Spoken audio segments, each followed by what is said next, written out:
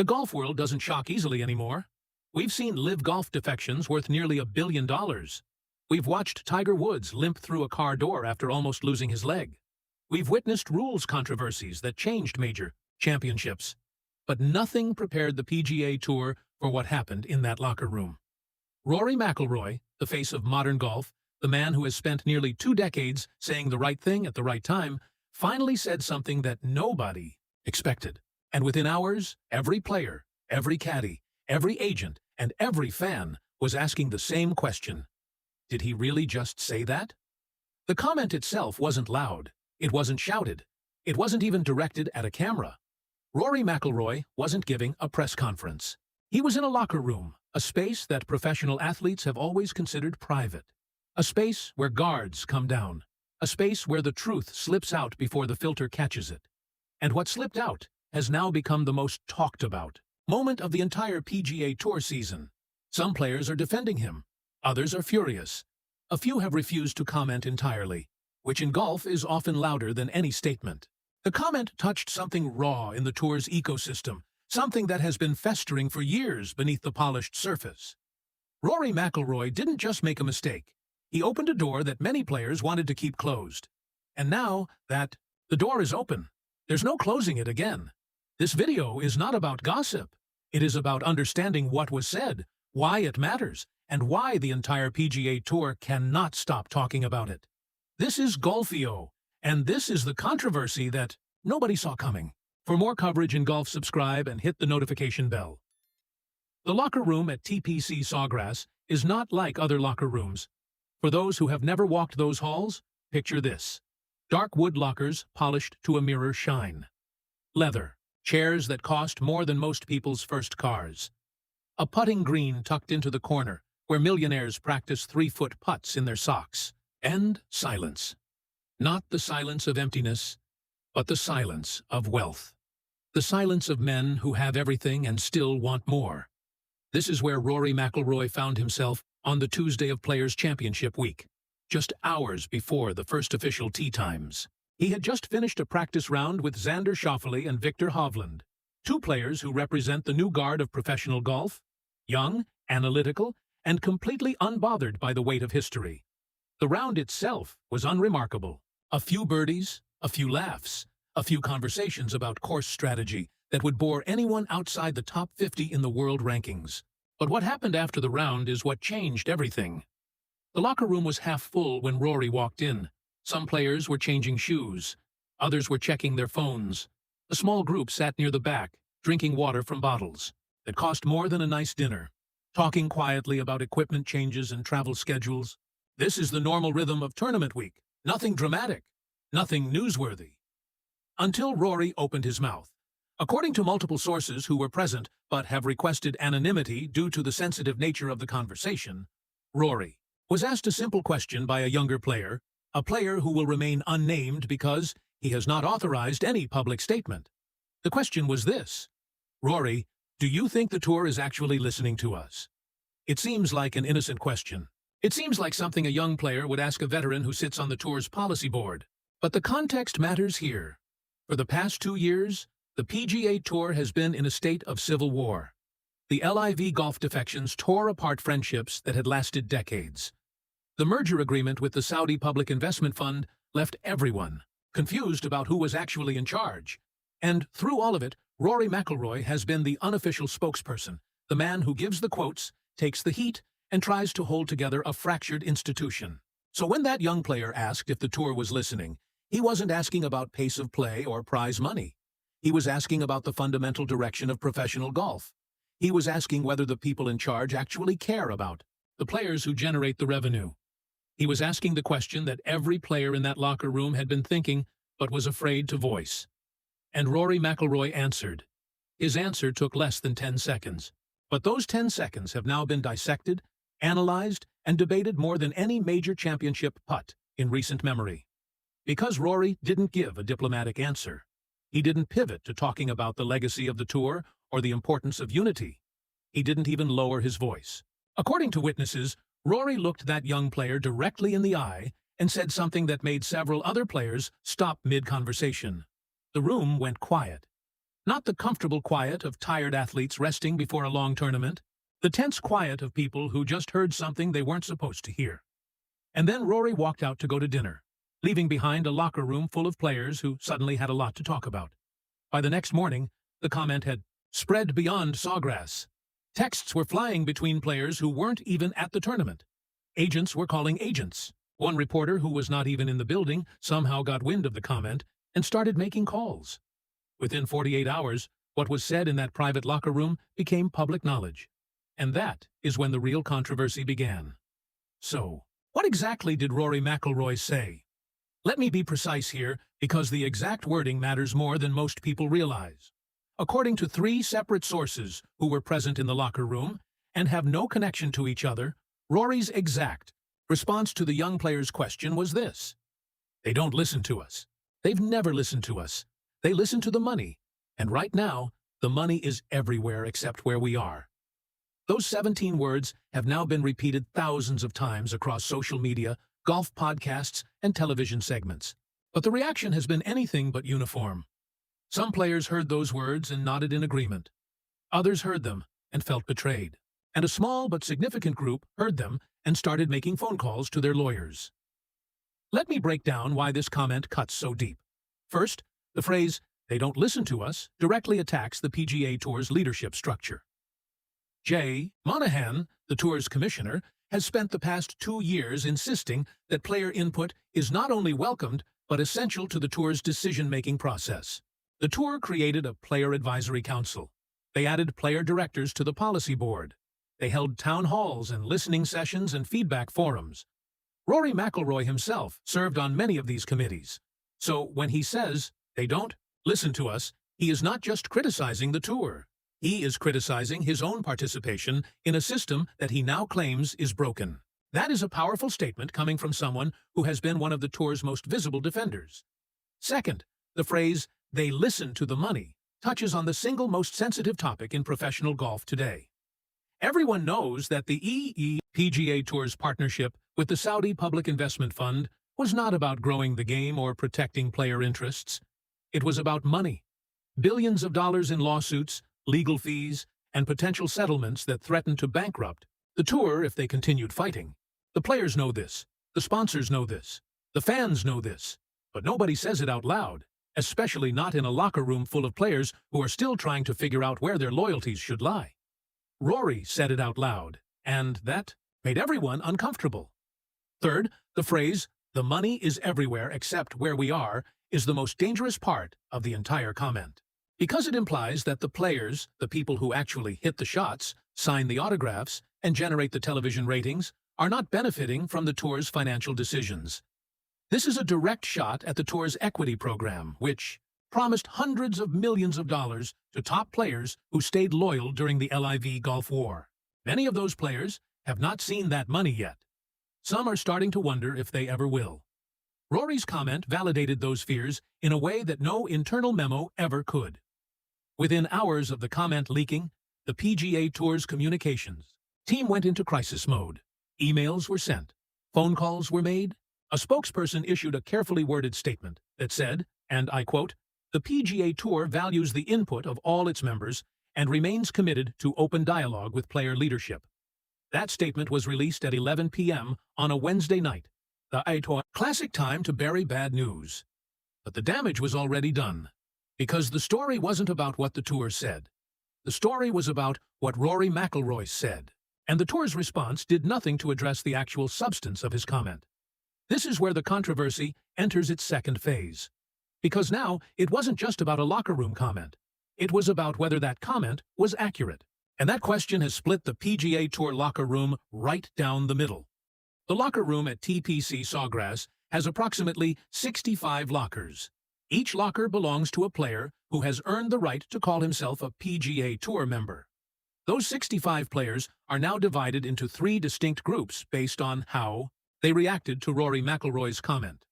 Understanding these 3 groups is the key to understanding why this controversy refuses to die. Group number 1. The veterans. These are players who have been on tour for more than 15 years. They remember the days before the FedEx Cup. They remember when winning a tournament meant a handshake and a check, not a week of media obligations.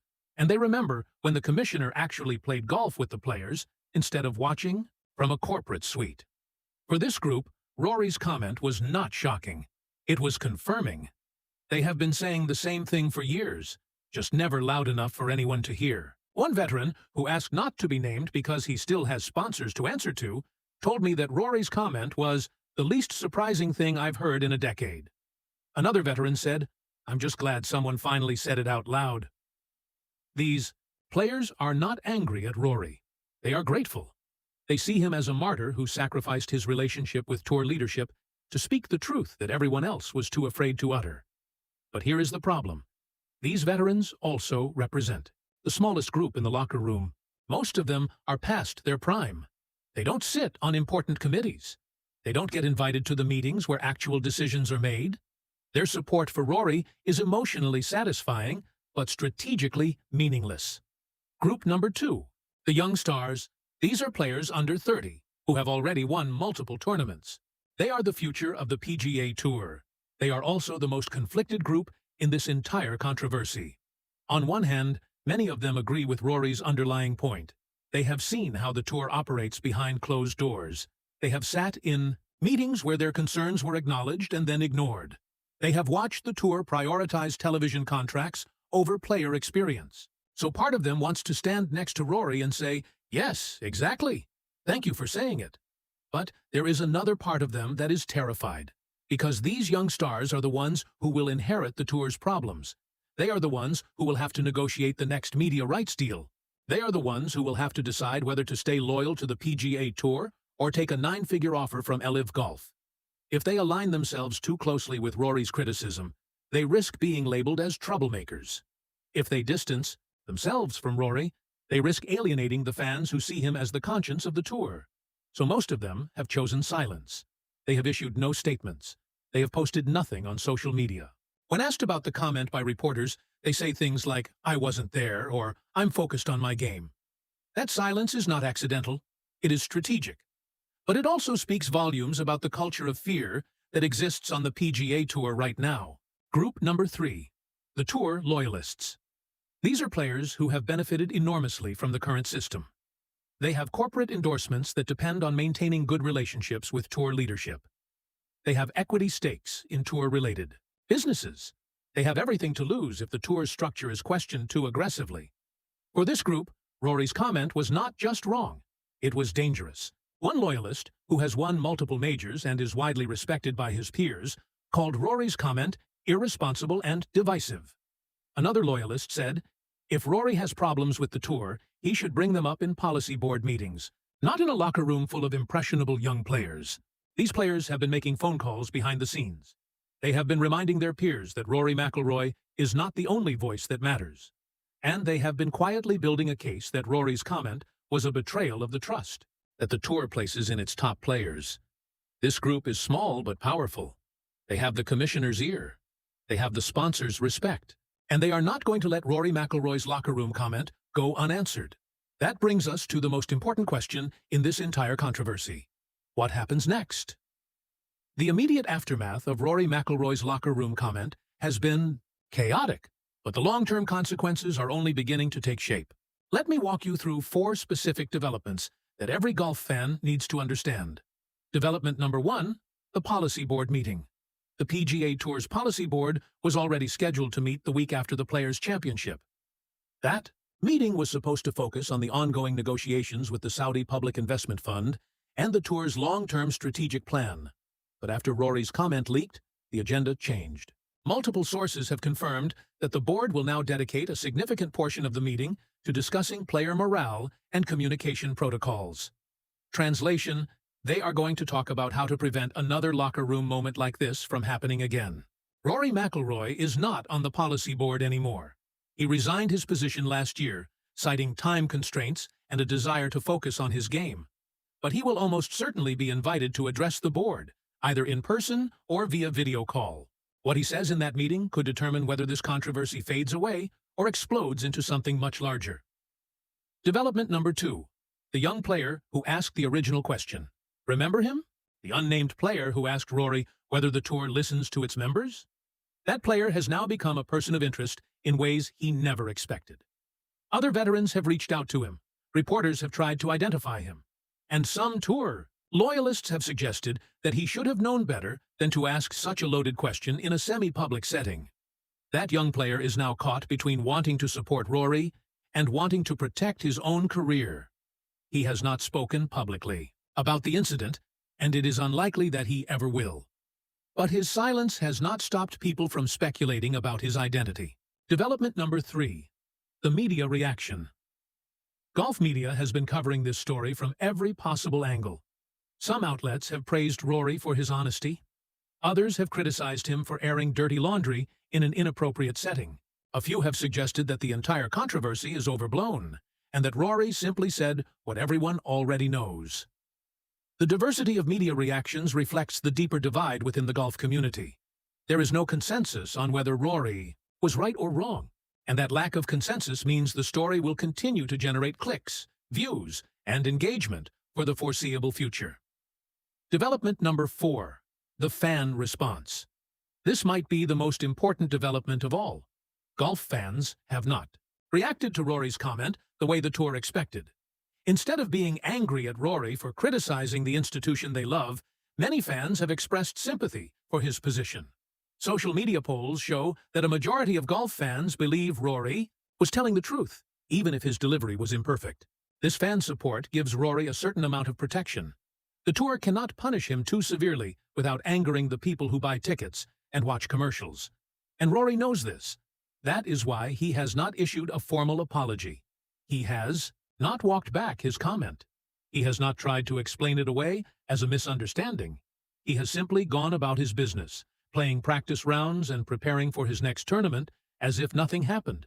That quiet confidence might be the most powerful response of all. So where does Rory McIlroy go from here, and where does the PGA Tour go from here? These are the questions that will define professional golf for the next several years. Let me give you 3 possible scenarios, ranging from best case to worst case for both sides. Scenario 1. The reconciliation. In this scenario, Rory and the tour leadership meet privately. Rory explains that his comment was born out of frustration, not malice. He acknowledges that the tour has made progress on player communication, even if that progress has been slower than everyone hoped. The tour, in turn, commits to specific changes in how player input is collected and acted upon. They announce a new player advisory structure with real decision-making authority. Rory agrees to serve on this new structure. Everyone shakes hands, the controversy fades, and the tour moves forward with a renewed sense of unity. This is the best possible outcome. But is it realistic? Based on everything I have learned about the personalities involved, I would say the chances of a full reconciliation are less than 30%. The wounds here are deeper than a simple misunderstanding. They go to the core of how the PGA Tour operates. Scenario 2. The cold peace. In this scenario, neither side apologizes, neither side escalates. Rory continues to play golf and give measured interviews. The tour continues to function. But the trust between Rory and tour leadership is permanently damaged. Rory stops being the public face of the tour. He stops doing the extra media appearances and the corporate events. He becomes just another player, focused only on his own performance. The tour, in turn, starts elevating other players to spokesperson roles, players who are less likely to speak their minds in locker rooms. This cold peace could last for years. It would not destroy the tour, but it would make the tour less interesting, less authentic, and less connected to its fan base. I would put the probability of this scenario at around 50%. Scenario 3. The explosion. In this scenario, Rory doubles down.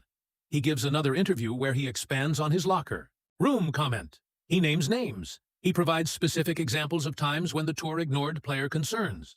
The tour responds by stripping him of some of his ceremonial roles or reducing his involvement in promotional activities. Other players are forced to choose sides. The locker room divides into warring factions. The media coverage becomes relentless. Sponsors get nervous. And the entire tour enters a period of dysfunction that makes the LIV Golf Wars look like a minor disagreement. This scenario is unlikely. Rory McIlroy is too smart and too experienced to let things get this far out of control. But the possibility exists.